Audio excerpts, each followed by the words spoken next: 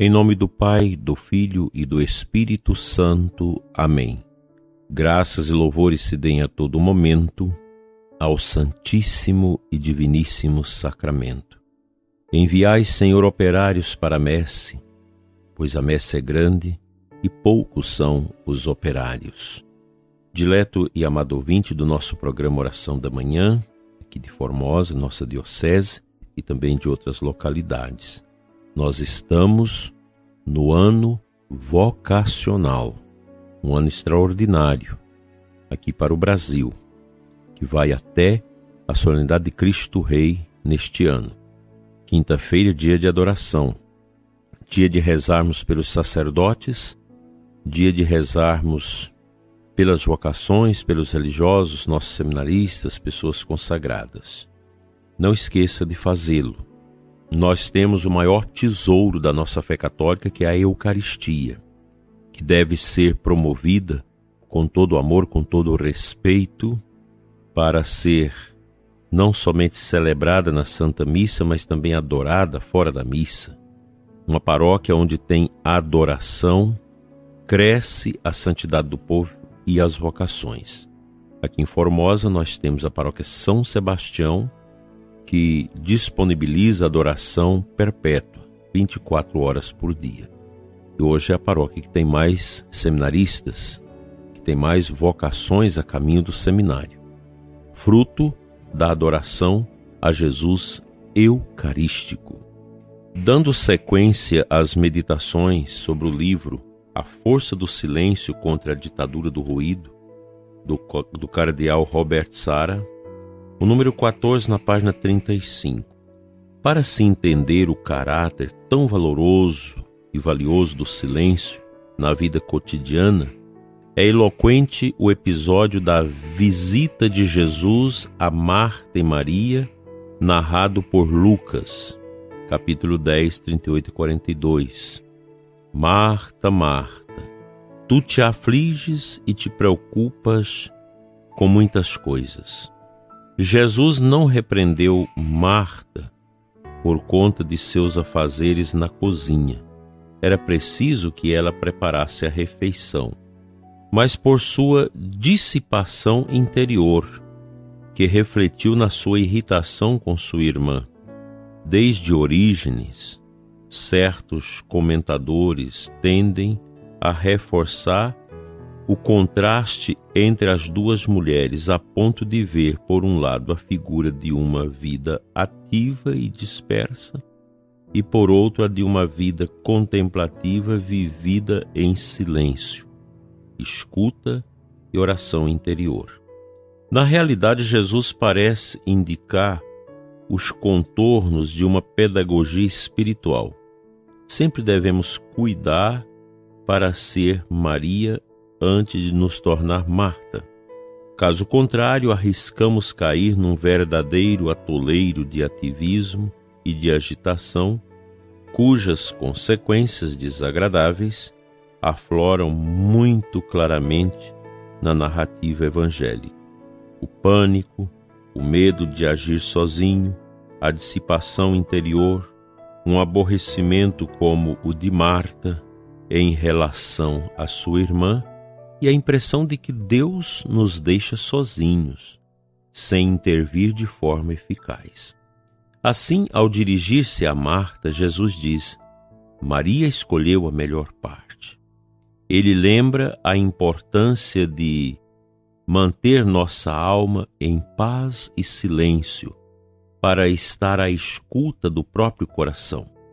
Com ternura, Cristo a convida a parar um pouco e retornar ao coração, lugar do verdadeiro acolhimento e morada da silenciosa ternura de Deus, de quem ela se afastara ruidosamente por conta da atividade a qual ela se entregara. Toda ação deve ser precedida de uma intensa vida de oração, de contemplação, de busca e de escuta da vontade de Deus.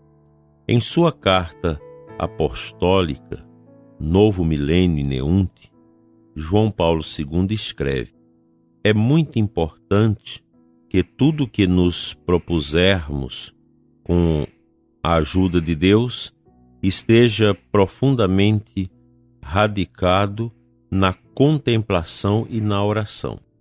O nosso tempo é vivido em contínuo movimento que muitas vezes chega à agitação, caindo-se facilmente no risco de fazer por fazer. Há que resistir a essa tentação, procurando o ser acima do fazer. Eis o desejo íntimo e imutável do monge, mas também é a aspiração mais profunda de qualquer pessoa que procura o eterno, porque o ser humano não pode reencontrar verdadeiramente com Deus a não ser no silêncio e na solidão interior e exterior. Todos nós já meditamos certamente muitas vezes sobre esta passagem aludida aqui pelo cardeal Sara, desta visita de Nosso Senhor a Marta e a Maria. E é claro que nós precisamos estar atentos contra essa heresia dos nossos tempos, uma heresia das obras que nos leva a fazer muito. Muitas pessoas dizem na paróquia: me chama para fazer as coisas, mas não me chama para rezar. Pode me chamar para gritar o leilão da igreja, para cozinhar, para ser garçom lá na festa, para limpar a barraquinha da igreja, mas não me chame para orar. As pessoas às vezes são doentes pelo ativismo, pelo barulho, querem estar sempre agindo, fazendo. E esquece que esse fazer, ele só pode ser eficaz, produtivo, se precedido de uma força interior encontrada no silêncio e na oração. Essa é a grande verdade. Não podemos nos esquivar dela. Essa é a grande verdade. As obras que fazemos precisam ser fecundadas pelo silêncio orante. Porque muitas pastorais nas nossas paróquias nascem e morrem. E não são poucas.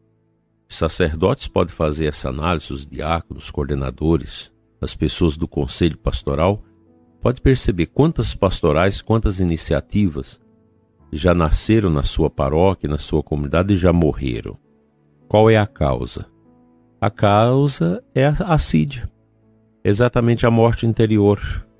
Você cria na igreja grupos para fazer as coisas, mas sem essa alavanca interior da oração. Não funciona. Eu tenho dezenas de experiências nesse campo, de coisas que a gente criou na paróquia e que não funcionou porque não teve a base elementar da oração, da meditação, desta entrega anterior a Deus, que vai nos levar exatamente a esta compreensão que a igreja não é nossa, que aquilo que a gente faz na igreja não é para nós, mas é para Deus. E, portanto, Deus deve ser o autor das nossas obras e não a nossa vontade humana, muitas vezes movidas pela vaidade e pela prepotência.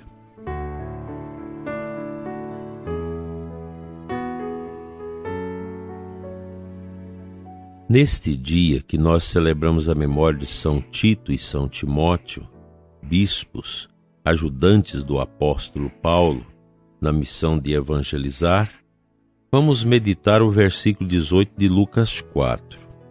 Palavras de Jesus: o Espírito do Senhor repousa sobre mim e enviou-me a anunciar aos pobres o Evangelho. Essa palavra de Nosso Senhor na sinagoga de Nazaré, no momento em que ele anuncia a sua missão pública, ela é muito importante. Tudo que nós formos fazer só pode ser realmente fecundo se a gente sentir que há uma ação do Espírito Santo que nos leva a essa graça da vida orante, da vida de fé, como motor das nossas atividades. Sem esta atividade do Espírito, sem esta vivência profunda de Nosso Senhor no nosso coração, como motivação para as nossas tarefas, nós não vamos ter um resultado positivo, não vamos lograr os louros, as bênçãos de Deus, se a gente não deixar se conduzir pelo Espírito. É o Espírito de Deus que age na nossa vontade para que ela não fuja dos parâmetros, dos caminhos deixados por Deus. É importante saber isso. É importante sermos Marta e Maria, mas é primeiro importante escutar, discernir, para depois agir. Marta poderia ter ficado ali um pouco, escutando, e depois pedido licença para a atividade, e ela levaria já dentro do coração as palavras do Senhor que iria iluminar a sua lida lá na cozinha. Quem trabalha sem Deus não vai prosperar, mas quando o meu trabalho é com Deus, com certeza eu irei lograr mais êxito nas minhas atividades. A gente precisa ir aprendendo isso. A nossa vida cristã de batizados, ela é um aprendizado permanente. A gente vai aprendendo com a nossa idade, com o tempo que vai passando, com os sofrimentos que nós temos que enfrentar no dia a dia de nossas famílias. Tudo isso redunda em bênção e em graça que possibilita o silêncio interior da alma para melhor enamorar-se de Deus. Assim seja.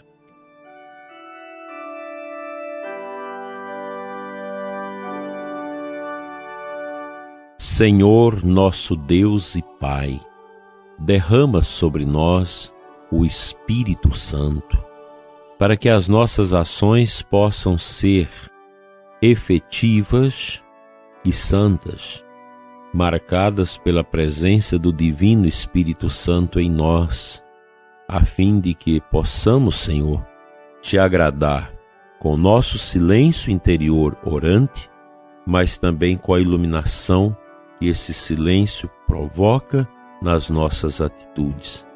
Que nós possamos, Senhor Deus, melhor te amar e servir em toda a nossa vida. Assim seja. Amém.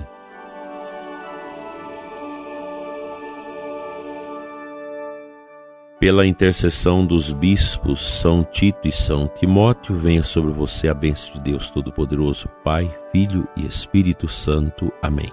Até às 21 horas com a oração da noite, e amanhã nos encontraremos aqui novamente com mais uma oração da manhã, se Deus quiser. Fique na paz.